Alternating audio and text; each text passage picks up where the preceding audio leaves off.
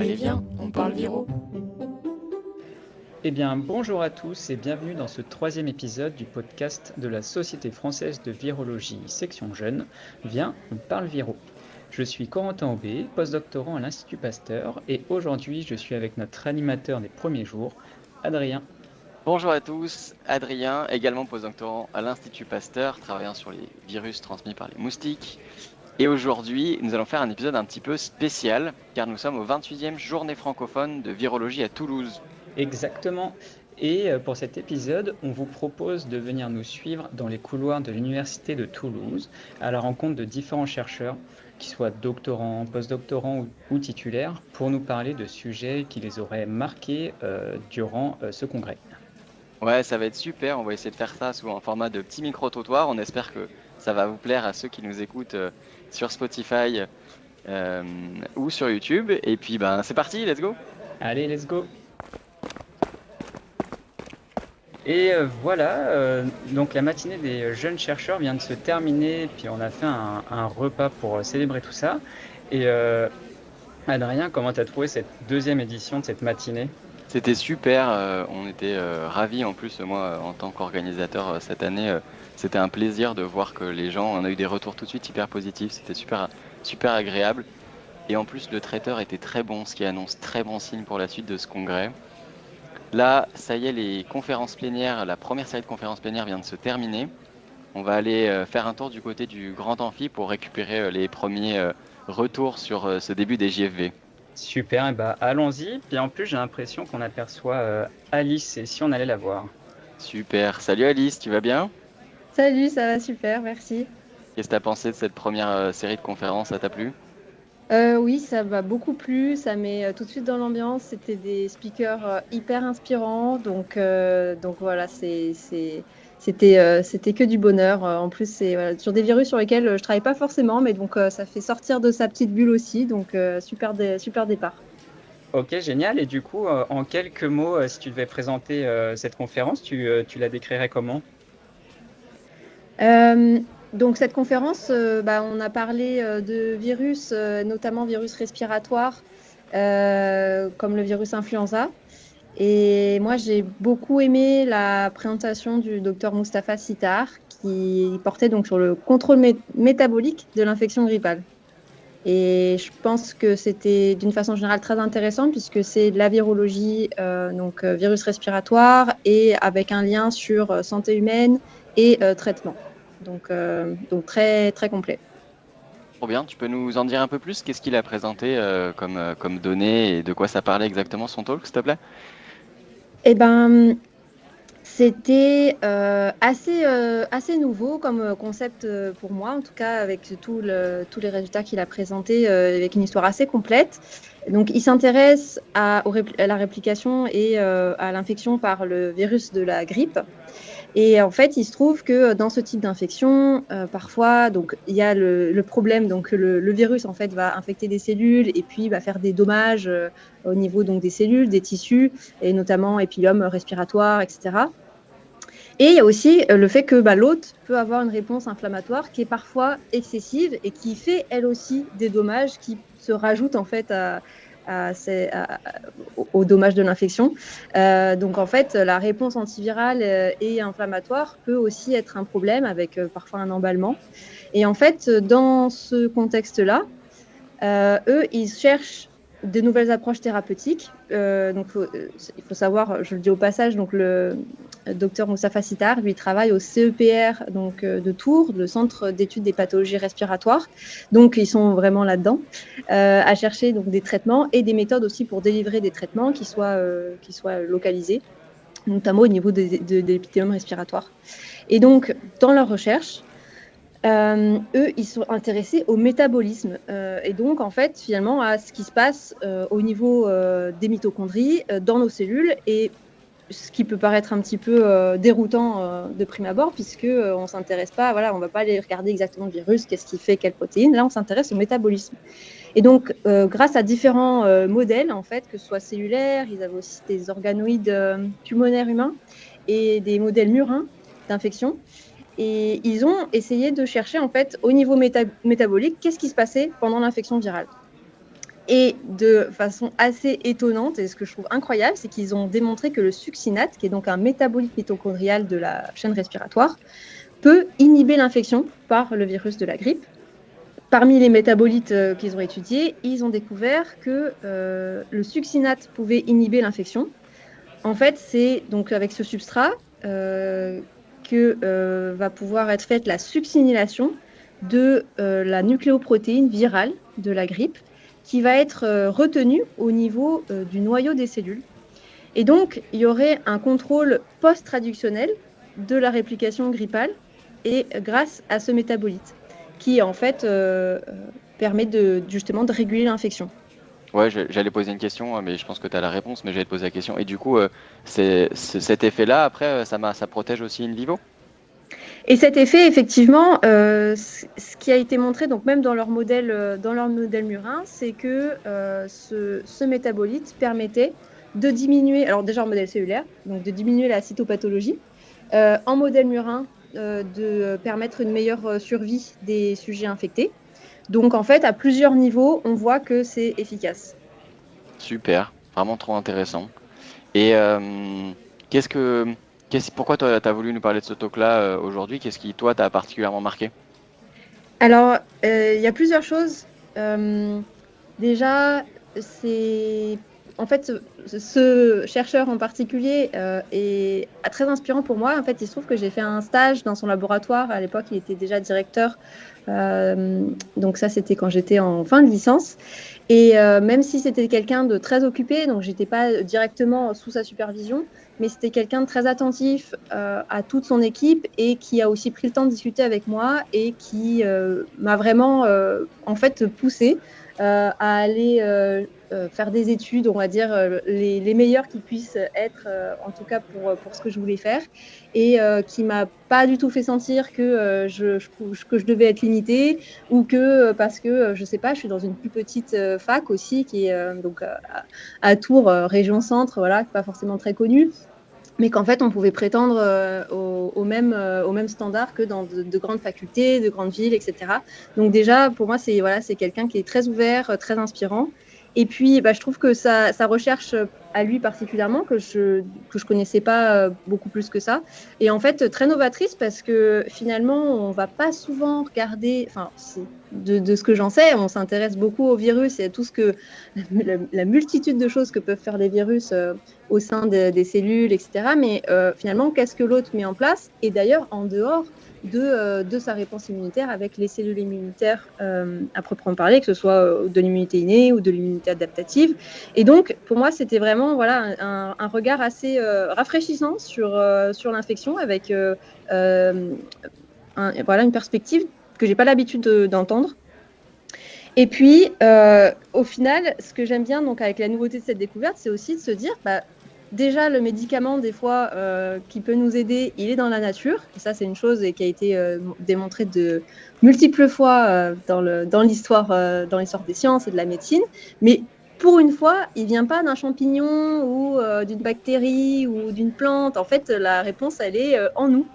Et en fait, il faut aller regarder finalement qu'est-ce qu'on produit, qu'est-ce que le corps met en place, pas qu'au niveau de l'immunité, mais aussi au niveau du métabolisme, pour pouvoir se défendre. Voilà. Et ça m'a beaucoup parlé, ça me fait réfléchir sur comment moi j'aborde la science et de quel angle, et voilà. Trop bien, du coup, en t'écoutant, j'imagine que le cycle de Krebs, les voies métaboliques, tout ça, ça te fait plus peur, quoi. Eh bien, quand même si. ça fait longtemps qu'on n'entend pas parler, mais quand on prend ça de façon pédagogique, le cycle de Krebs, en fait, ça va. Et il faut se remettre dedans. Faut se plonger dedans une fois et puis c'est bon. C'est ça. Génial. Merci beaucoup, en tout cas, pour ton retour sur cette plénière. C'était trop bien, hyper intéressant de t'avoir avec nous. Ouais. Et merci à vous. Et puis, bonne suite de congrès. Et Claude, t'as bien. J'espère que les prochains temps vont nous plaire autant que cette première session plénière. Et puis, on se recroise plus tard dans le congrès. Salut. Marche. Salut, à bientôt. Salut Corentin. Deuxième jour du congrès. On est jeudi. Bien dormi déjà hier? Ça s'est bien passé? C'est bon? Écoute, l'ambiance toulousaine, moi, m'allait très bien. Et toi? Ouais, parfait, super. Par quoi on attaque aujourd'hui du coup?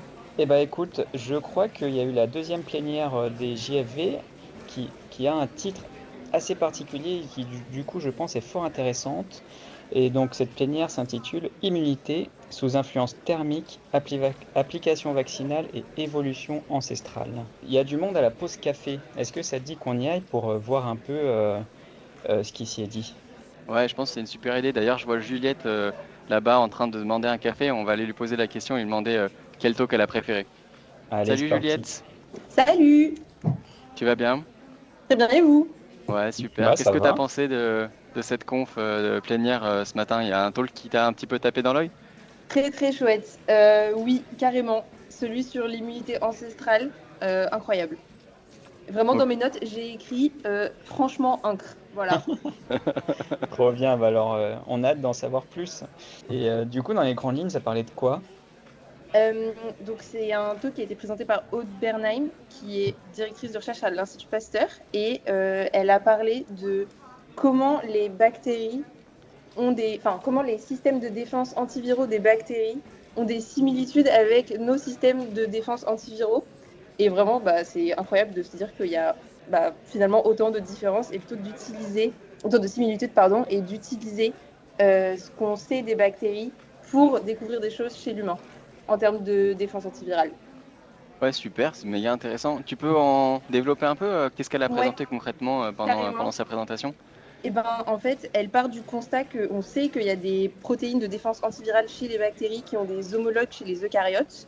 Et du coup, si j'ai bien compris, parce que moi je ne fais pas du tout de bioinfo, mais ils ont développé tout un processus pour découvrir chez les bactéries des nouveaux, disons, des régions des génomes bactériens, si j'ai bien compris, qui sont impliqués dans la défense antivirale, donc contre les bactériophages.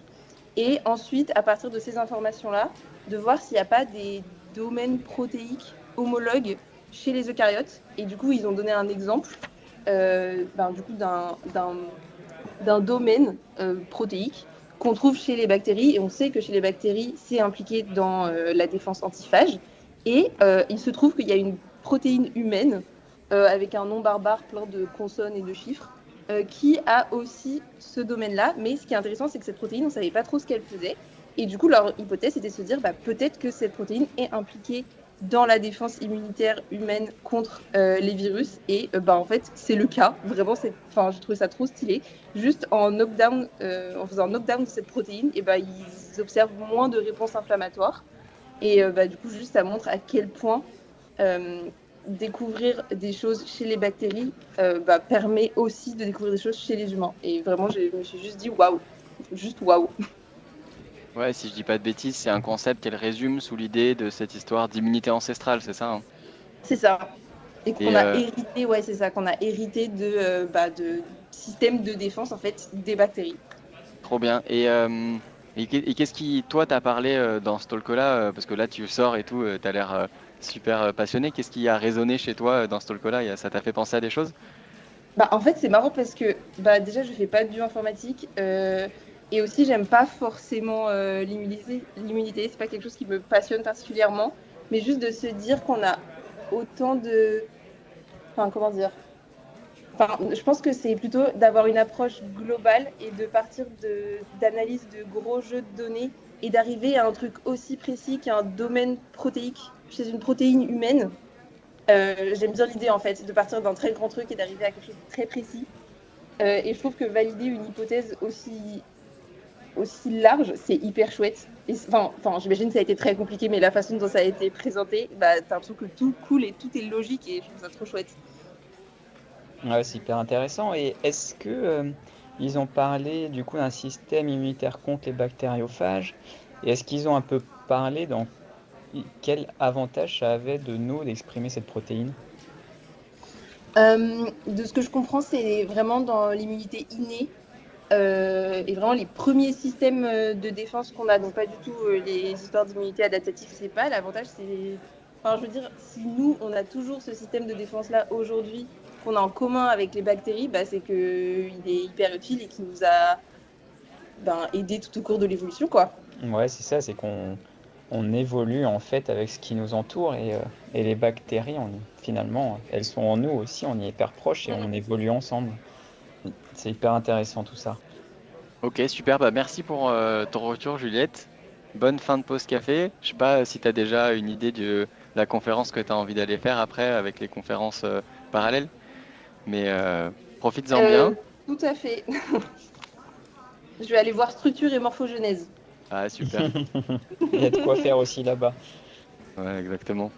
Et ben, bonne Et, fin de congrès, enfin bonne suite de bah, Merci, vous congrès. aussi. ouais, amuse-toi Profite bien. bien. Et puis, bah, on se voit plus tard. Salut! Salut! Eh bien, ça y est, nous voilà jeudi soir et la journée s'est terminée par une table ronde comme les organisateurs aiment faire chaque année. Et cette année, Adrien, elle a porté sur le système des publications scientifiques. Oui, exactement, Corentin, sur un thème tout à fait passionnant qui aura, je pense, permis d'embraser à la fois les chercheurs les plus aguerris comme les plus jeunes. Et je vois qu'une habituée de notre section jeune vient de sortir de l'amphithéâtre, donc on va pouvoir aller l'interroger. Peut-être qu'elle pourra nous dire quelques mots à propos de cette superbe table ronde. Et oui, très bonne idée. Et ben, bonsoir, Swazik. C'est un plaisir de vous retrouver pour ce podcast. Et vous avez déjà été parmi nous pendant les live Twitch sur les norovirus. Et donc, merci beaucoup d'être là ce soir. Oui, ben merci à vous aussi et ravi de vous revoir à nouveau. Je trouve que ça, c'est une excellente initiative. Et oui, je suis ravie moi aussi de cette table ronde qui, je trouve, permet de réfléchir aux perspectives qu'il va falloir développer pour l'avenir de vous en tant que jeunes chercheurs et de comment nous allons pouvoir considérer la publication scientifique dans les années à venir. Donc là, moi, j'ai trouvé que c'était vraiment une excellente table ronde. Eh ben, nous aussi, on a adoré. Et est-ce que vous pourriez nous rappeler un petit peu qui était présent à cette table ronde pour animer ce débat? Oui, donc cette table ronde était donc animée par une animatrice, Tania Louis, qui je trouve qu'elle avait super bien préparé sa table ronde parce qu'elle avait des bonnes questions et vraiment en ciblant bien ses interlocuteurs. Donc il y avait une personne de l'INRAE, responsable d'une ressource bibliothèque. Il y avait un autre collègue de l'INRAE également. Il y avait Thomas Parizeau, qui est un directeur général adjoint de Cairn, qui est un site de publication online sciences ouvertes, vraiment gratuite. Il y avait également Maël Bessot de l'Institut Pasteur, donc chercheur de renommée qui fait d'excellentes publications et qui a fait de très bonnes interventions également parce qu'il y a la publication mais aussi le travail de reviewing. Ça, je sais pas, on reviendra peut-être sur ce point-là. Et donc, il y avait également une personne, Catherine Schuster, directrice scientifique à l'INSERM, qui a donné aussi le point de vue de cet institut de recherche qui est quand même aussi bien renommé au niveau national. Donc voilà, donc je trouve que cette table ronde était bien équilibrée au niveau de la pertinence de chacun pour répondre à cette question qui est difficile. Oui, effectivement, il y a eu un beau panel d'experts et ça devait enrichir les débats. Et dans un premier temps, est-ce qu'il y a un sujet qui vous aurait le plus touché dans les discussions qu'il y a eu lors de cette soirée? Alors, est-ce que c'est plus touché ou pas, mais c'est que vraiment la nécessité que tout un chacun prenne conscience que lorsque l'on publie, c'est un acte qui va avoir des répercussions, savoir dans quelle revue, jusqu'à quelle limite on va accepter de payer pour publier nos propres travaux, comment ensuite ces travaux sont mis à disposition de pays parfois n'ayant pas accès facilement à des revues scientifiques de prestige. Et donc cette prise de conscience, je dois dire, il y a 5 ans ou 10 ans, je ne suis pas sûre que nous avions cette conscience-là, et voilà, on publiait et puis on se posait moins de questions. Et donc, comme je le disais tout à l'heure aussi, et que a rappelé Maëlle, c'était cette question en tant que reviewer, on le fait totalement bénévolement, et ensuite ces mêmes maisons d'édition font payer pour publier. Donc c'est un petit peu cet engrenage où à la fois c'est nous qui faisons le travail et à la fin on nous demande encore de payer pour publier. Donc ça, voilà, ça c'était grosso modo, moi, le message quand même important de cette table ronde, je trouve.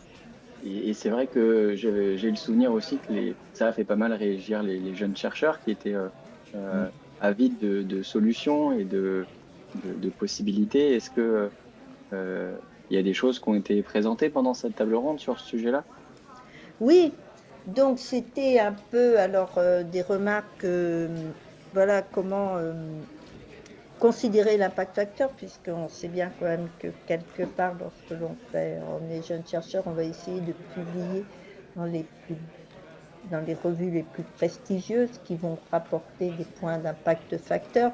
Et donc ça montre bien que ce changement, ce mouvement doit tout prendre en compte. C'est aussi à la fois de la part de nos instituts de peut-être moins porter attention à l'impact facteur, mais également à la disponibilité du travail fait, à la volonté du scientifique de partager son savoir avec d'autres, avec la communauté, et non pas de rechercher un intérêt pour lui-même et sa carrière, même si effectivement ça se comprend tout à fait.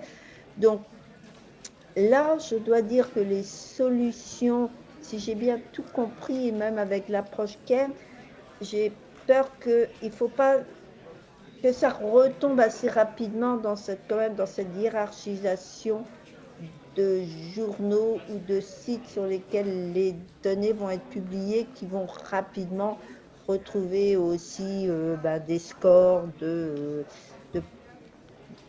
diffusion ou de consultation de la part des autres scientifiques. Donc là, au niveau solution, je ne suis pas sûre d'avoir été totalement convaincue, mais déjà de se poser la question, je pense que c'est un point vraiment important. C'est vrai que l'important de ce débat était quand même d'avoir des discussions qui étaient ouvertes et enrichissantes, quoi. Oui, absolument. Ça, je trouve que et pour ça aussi, les différents intervenants, c'est là, enfin, je me répète un peu, mais ils étaient bien complémentaires parce qu'ils avaient des visions différentes de cet aspect de la publication. Oui, l'une des solutions, c'est peut-être à nous, finalement, en tant que scientifiques, d'aller convaincre les gens, malgré les impact facteurs qui peuvent varier en fonction des thématiques dans lesquelles on travaille, et de convaincre par nos argumentations, plus que par un impact factor. Bah oui, tout à fait. Oui, oui, ça, je pense que déjà d'accepter de mettre en diffusion libre de droit nos données ou nos figures, enfin voilà, tout ça, ce sont des points sur lesquels les maisons d'édition pendant trop longtemps ont fait, alors je ne sais pas si on peut dire bénéfice, mais voilà, ont targué sur le fait que nous, auteurs, nous étions contents de conserver notre petit périmètre et qu'ils nous proposaient une solution de nous protéger, alors que c'est pas vrai, c'est eux qui se protégeaient avant tout. Et donc ça va pas se faire tout de suite, mais je pense que ça peut qu'évoluer dans le bon sens. Oui, donc de manière générale, une table ronde réussie, si je comprends bien votre retour, c'est ça? Oui, absolument. Je trouve que, et puis la preuve, je pense que les gens, regardez autour de vous, ils sont vraiment bien en train de discuter les uns entre les autres. Ça montre bien qu'il y a, enfin, je veux dire, un effet, alors je ne vais pas oser dire qui se coule quand même, mais voilà, les gens vont se poser des questions, essayer d'aller voir qu'est-ce que moi, parce que c'est ça qui est important à chaque fois, qu'est-ce que moi, en tant que scientifique, alors un peu soit en fin de carrière, soit en début de carrière, soit en discutant avec mes collègues, qu'est-ce que je peux proposer et qu'est-ce que je veux pour les années à venir. Et ça, c'est, je pense, c'est quand même, ça commence. Enfin, faut déjà, c'est le début d'un futur qui sera sans doute plus engageant que ce que l'on vit actuellement. C'est une construction globale où nous devons jouer tous à notre échelle. À notre échelle et avec nos instituts. Ouais. Instituts, universités, tout ce que. Voilà. Parce qu'effectivement, bon, après, il ne faut pas se leurrer, il y a toujours quand même. Et quelque part, c'est normal.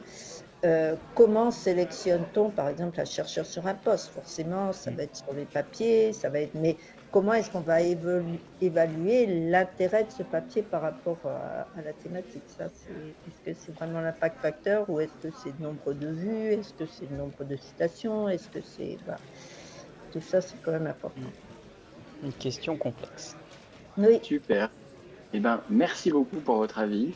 Nous, on va aller se préparer parce que ensuite on enchaîne avec le gala à l'hôpital Saint-Jacques. J'espère qu'on pourra se croiser là-bas. Mais absolument. Et puis bonne soirée à vous. Merci beaucoup. Merci à vous aussi et bonne continuation pour ce micro-trottoir. Merci. Merci beaucoup. Merci. Hey, salut Corentin, ça va pas trop fatigué de la soirée gala d'hier? Franchement, écoute, ça va, mais c'était vraiment incroyable. En plus, le cadre était magnifique, il y avait des super beaux tableaux, un super environnement, la salle de danse avec les colonnes, c'était sublime. Et puis le traiteur, je sais pas si tu t'es régalé, mais il était top. Ouais, c'était nickel, on s'est vraiment régalé, c'était top. Bon allez, on va se motiver un peu, c'est le dernier jour du congrès. Et Ouais, faut tenir bon. on emmène les gens aujourd'hui voir un petit peu ce qui se passe du côté des sessions parallèles pour avoir un petit peu un retour sur ce qui se trame là-bas. D'ailleurs, je vois qu'il y a Andrea qui sort de la session épidémiologie et environnement. On va essayer d'aller lui parler. Allez, c'est parti. Salut Andrea. Hello les gars, ça Alors, va ou comment quoi? tu vas? Oh putain, c'est dur, hein. Non, en vrai, c'est trop chouette. La journée aujourd'hui, elle est vraiment trop bien. Il fait trop beau. Après un gala incroyable comme ça hier, j'avoue que c'était un peu dur de se lever, mais comme la science est bonne, on a bien mangé. Je suis bien. Je suis content. Génial. Et vous? Franchement, nickel. Hein. Bon. La question qu'on voulait te poser aujourd'hui, c'est est-ce qu'il y a un talk qui t'a vraiment marqué dans la session que tu viens de quitter? Écoute, ouais, là, c'était super intéressant. Alors moi, je suis pas trop épidémiologie à la base, mais je me suis dit que c'était l'occasion d'aller un petit peu y poser une oreille et de voir un petit peu ce qui s'y fait. Et il y a une présentation qui a été faite par Pauline Michon sur la surveillance des papillomas dans les eaux usées. C'est super, et ça a été vraiment super intéressant. Globalement, c'est une étudiante en thèse qui fait partie du groupe de l'unité de Vincent Maréchal qui a monté le réseau Aubépine. Ce réseau Aubépine, il a été, je ne sais pas si vous vous rappelez, mais il a été mis en place notamment au niveau de la pandémie Covid, et il a été très utile pour un peu avoir un suivi dans les eaux usées de la réplication, enfin de la circulation du virus à l'échelle de la population et en fonction des régions. Donc ça, c'était super intéressant, et c'est vrai que quand on y réfléchit un peu avec le temps, ça s'est un peu passé. Et là, en fait, ce qu'ils ont fait, c'est qu'ils ont fait une étude longitudinale en réutilisant le réseau Aubépine pour faire de la surveillance des papillomavirus humains oncogènes dans ces eaux usées sur la région de Paris. Voilà, super intéressant sur le papier. Ouais, génial. Ouais. Et trop bien. Et du coup, est-ce que il y a des, je sais pas, des données qui t'ont marqué, des résultats? Ouais. Alors en fait, c'est super intéressant parce que c'est vrai que quand on y réfléchit, alors pour SARS-CoV-2, on savait qu'on avait quand même une réplication au niveau digestif et qui faisait qu'on pouvait avoir aussi une virémie qui faisait qu'on pouvait avoir une sécrétion dans les urines et via les fesses. Donc ça, c'était intéressant. Mais là, pour les papillomas, c'est encore plus pertinent, de fait, un petit peu, si je peux le dire, parce que on sait que c'est des virus qui se répliquent principalement au niveau génital et aussi au niveau, principalement au niveau génital. Et donc, en fait, leur suivi dans les eaux usées, c'est en fait finalement un proxy qui est extrêmement bon. Et ils ont suivi sur 1 an en faisant des échantillonnages sur la région parisienne entre janvier 24 et janvier 25. Et ils ont détecté quand même une trentaine, si je ne vous dis pas de bêtises, de génotypes qui stratifient un petit peu entre haut et bas risque les différents papillomas dans les eaux usées. Donc ils voient des variations en fonction du temps. Ce qui était vraiment super intéressant, et il voit quand même que les fréquences les plus importantes, c'était pour les HPV 66, 6 et 53, pour lesquels, en fait, 6 et 53 sont quand même assez oncogéniques. Donc, c'était intéressant. Et en parallèle de ça, ils n'ont pas trouvé de 16 et 18 qui sont les plus utilisés dans la vaccination, si je ne dis pas de bêtises. Donc ça, c'est vraiment super intéressant et ça pose un petit peu des bases justement pour la suite. Donc ça, c'est vraiment trop chouette de pouvoir voir qu'ils sont capables de détecter à des concentrations qui sont quand même assez incroyables. On est de l'ordre de 10 puissance 3 copies, 10 puissance 4 copies au litre, ce qui fait, une sensibilité qui est quand même assez incroyable. On est à une copie au ml, c'est quand même génial dans les eaux Ah, usées. c'est impressionnant. Et si je me rappelle bien, ce réseau Bépine, quand il a été monté, il a été aussi après étendu à l'échelle de la France, si je dis pas de Ouais, bêtises. tout à fait. Et est-ce qu'ils ont parlé du fait de pouvoir étendre cette étude avec le reste du réseau ou pour l'instant ils s'étaient plutôt concentrés sur Paris? En fait, de ce que j'ai compris, c'est qu'ils l'ont lancé surtout. Alors effectivement, oui, ça a été lancé au Bépine à l'échelle nationale. Mais pour avoir la preuve de concept qu'ils étaient capables de suivre un petit peu la réplication et des évolutions dans les charges virales dans les eaux usées, ils ont cherché à faire une preuve de concept sur la région parisienne pour des raisons qui sont un peu, je pense, assez évidentes. C'est notamment la densité de population par station d'épuration. Donc, ce qui fait que si ça marche, ils sont capables au moins de de détecter le papilloma dans ces conditions-là, et ça, c'est vraiment super intéressant. Donc à terme, maintenant qu'ils ont fait leur preuve de concept, je pense que oui, ça va être étendu à l'échelle nationale pour avoir des suivis de circulation de papilloma. Mais ce qui m'a le plus branché, c'est que en termes de perspective, ils envisagent surtout et plutôt un suivi au niveau d'université. Je m'explique, ils vont sampler sur 1 an les eaux usées d'une université en essayant un petit peu justement d'avoir un raffinement en fonction des pôle de prélèvement dans une université géographique, c'est-à-dire typiquement le bâtiment A versus, enfin le bloc de bâtiment ABCD versus HIJK, et en fonction de l'année. Pour pouvoir, et au cours de l'année, ils vont implémenter une stratégie vaccinale. Ils vont proposer une stratégie de la vaccination sur le campus et ils vont voir si cette vaccination sur le campus va avoir un impact sur le relargage des papillomas dans les eaux usées. Donc ça, c'est vraiment si ça marche, c'est vraiment super intéressant parce qu'ils pourront montrer que la vaccination, on aura une autre lecture finalement de la vaccination et de son efficacité à limiter le relargage de papillomas et donc la potentielle dispersion rien du tout, des papillomas au sein de la population pour limiter l'apparition justement de cancers, notamment les cancers du col chez la femme. Ah ouais, c'est impressionnant tout ce qu'ils arrivent à faire. Et du coup, j'imagine, je crois que c'est un des sujets assez éloignés de ce que tu fais toi au quotidien. Pourquoi ce talk, enfin en quelques phrases, t'a particulièrement marqué à titre personnel?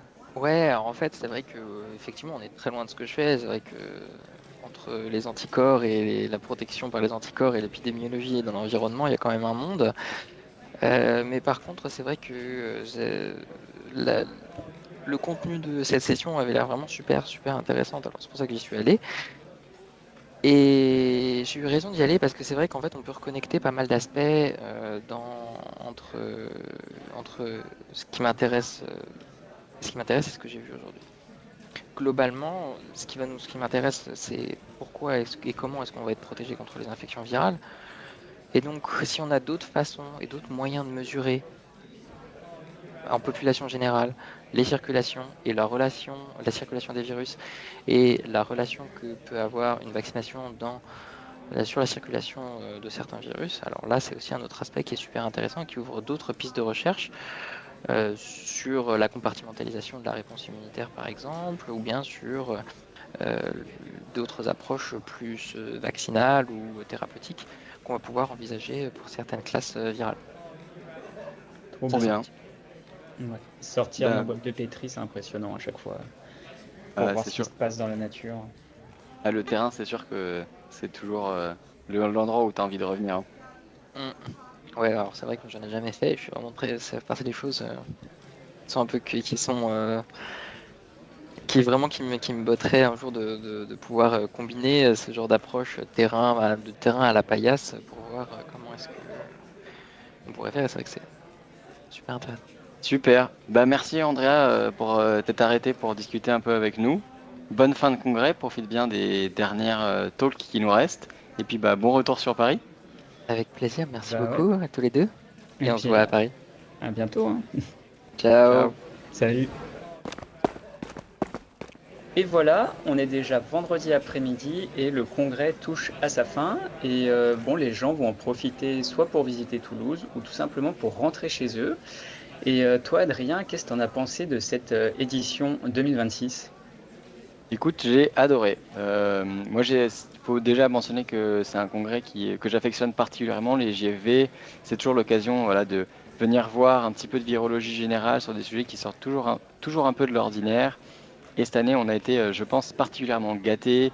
On a vu de la microbiologie fondamentale, plutôt de la virologie liée à l'environnement, l'épidémiologie, comme Andrea nous parlait tout à l'heure. Non, franchement, c'était vraiment une super édition. Et j'ai vraiment hâte de l'année prochaine à Montpellier. Et toi?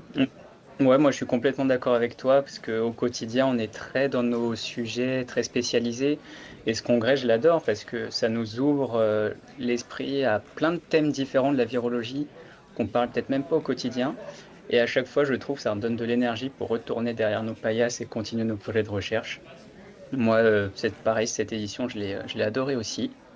Et donc maintenant pour terminer, il ne nous reste plus qu'à clôturer cet épisode en espérant que cette immersion dans les journées francophones de virologie 2026 à Toulouse vous aura plu.